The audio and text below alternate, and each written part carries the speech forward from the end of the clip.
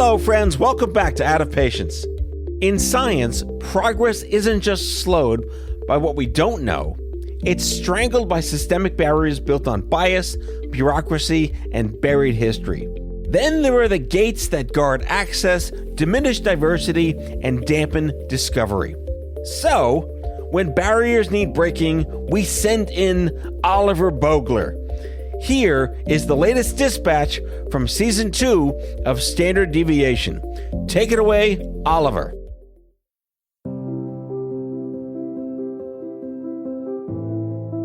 We like to think of the laboratory as a sanctuary. It's a place where the outside world falls away. In the lab, it doesn't matter who your parents are or how much money you have or where you grew up. The only thing that matters is the quest for understanding. Dr. Chrystal Starbird knows that this is a lovely idea. You could say this is what got her into science in the first place. So I think it's natural to be curious, and science kind of embraces that curiosity and fosters it. When I was young, I grew up in a really sort of disadvantaged background. Unfortunately, I had a mom who struggled with addiction, who's a single parent, and, we lived in public housing, etc. I found that science was really an escape for me. When I was in sixth grade, actually, one of my mother's drug dealers gave me a box of medical books. And I always kind of joke, I have no idea what the story is behind it and how he got that box of books. And I was just enthralled. There were a lot of neuroscience books for some reason in that box. I thought, oh my gosh, the human brain is so fascinating. Soon science became a refuge for Chrystal in even the most horrific moments. I had to turn my mom into the police when I was 12 years old. And the day I did that, I went to a pond. So the pond had become like my solace. I loved watching the tadpoles, watching the fish, imagining all the things that were happening under the surface. And I was there for hours. What really stands out to me about that moment is that science really just became something more than just a subject matter for me at a really young age. Now Chrystal is an assistant professor at the University of North Carolina. She is a structural biologist studying the shape and function of the smallest building blocks of life and how they are involved in diseases like cancer and Alzheimer's. By every metric, hers is a success story. In 2020, Chrystal won the first Rising Black Scientist Award given by the prestigious journal Cell. Her winning essay described how her view of science has shifted since that day at the pond. That when I was young, I had this idealized view of science. I thought science is this really welcoming place for anyone that has the talent, the interest, the drive, the intelligence. And I could go there and do amazing things, and it wouldn't matter what my background was, that I was poor. It wouldn't matter about any of those things. When I got into science, I realized that unfortunately, that's not always the case, right? And so that's kind of what I wrote about. It was really hard, for example, to go through graduate school and a postdoc as somebody who didn't have any means. An example, going to a conference, a coveted opportunity to share your work, get feedback, and above all, network. But here's the snag. Universities reimburse travel expenses afterwards. You have to front the money for flights and hotel. She couldn't, so she missed out. The system failed her, but she did not fail the system. Sort of developed my interest in advocacy because I had to advocate for myself and say, hey, this is not quite fair. And, what can we do about this? And I, had some success working around things and some not. But I realized that even though science is very objective and we're focused on facts, the practice of science, how it's done, at least in my experience in the United States and academia, is not always as welcoming and clear and factual. She started by sharing the solutions she developed to the disproportionate barriers she and others were facing. Over time, more and more issues emerged. For example, the underrepresentation of women in seminar programs and the absence of childcare at conferences. There were just some common themes that were echoed.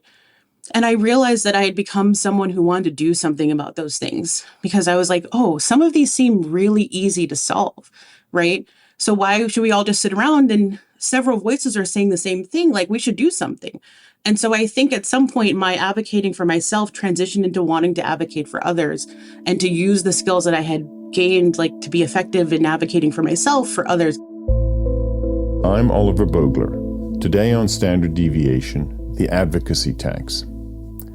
Like many scientists from underrepresented groups, Chrystal figured out the unwritten rules, fought for access, and then, once inside, held the door open for everyone else. That considerable burden was stacked on top of an already demanding career.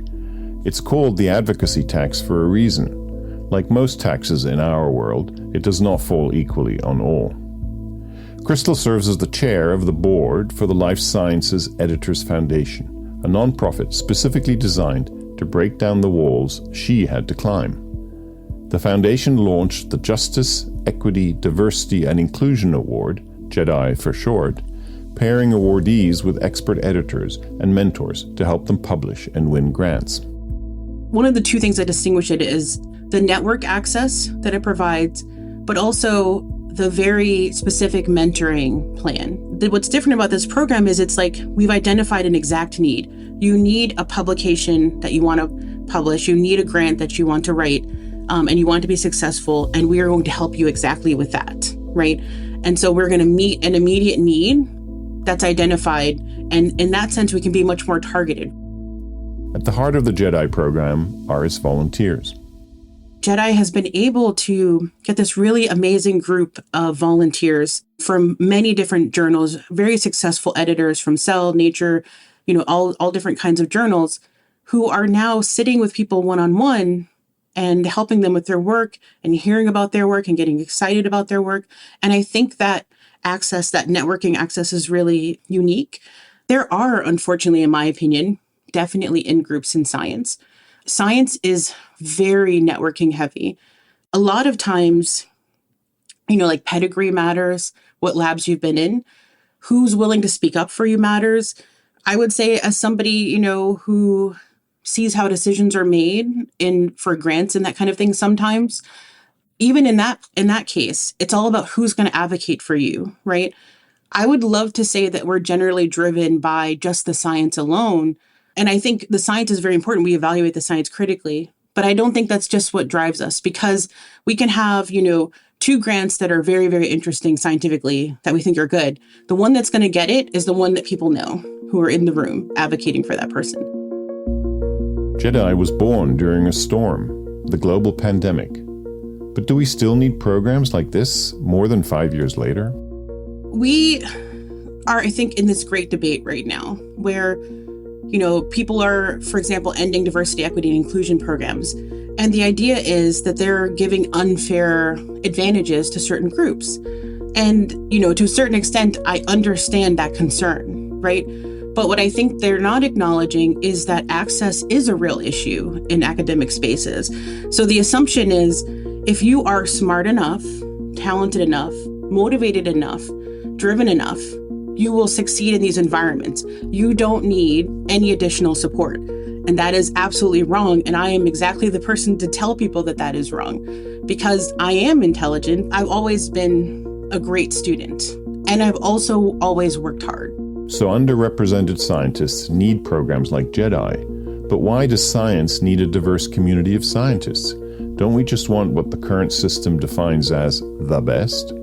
Oh, I think we do want the best scientists. And to me, that's why diversity is important, right? The fact is, if you think those two things are separate, then you might have a belief that people from different cultures and different backgrounds don't have as much value to bring to science, right? The reality is there is value in every population, but the value in having people from different populations in science is that we can figure out the real best questions to answer. Chrystal takes us back to the start of the pandemic.